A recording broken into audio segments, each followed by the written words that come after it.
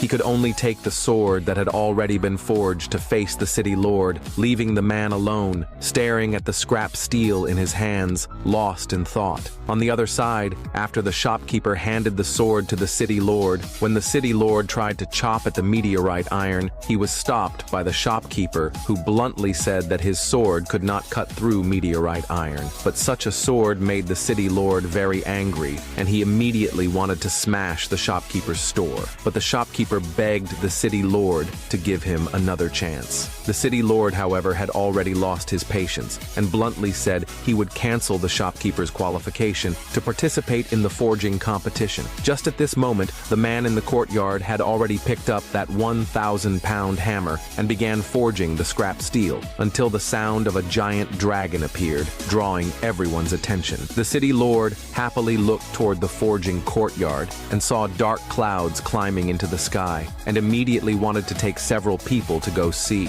At this time, the man had already completed the forging of the sword. The city lord's son, Jack, looked at the sword in front of him, just about to try it, but was interrupted by a voice. Then everyone saw the shopkeeper's junior apprentice bringing the sword he had forged and appearing in front of them. He also wanted Jack to try his sword, but it was taken into the city lord's hand. With just a light swing, a distant rock was chopped into pieces. The city lord couldn't help but exclaim that this was a fine sword. He then told Jack to choose this sword, but Jack wanted to try the black sword, until the junior apprentice told him that the sword he brought was forged by the #1 swordsmith. Only then did Jack give up his idea and took the sword from his father's hand. Little did he know the man standing nearby was the #1 swordsmith himself, but he did not remember ever forging this sword. The shopkeeper, seeing this, still wanted Jack to try his sword, but as soon as he picked up the man's sword, the spirit within the sword immediately broke free. He looked in shock at the black sword on the ground and couldn't help but exclaim that it had already revealed itself, with a spirit of its own. Only with its own consent could it find a master. He wanted to recommend it to Jack, but was mocked by the junior apprentice, who said bluntly that a shop like his could never forge a sword with a spirit.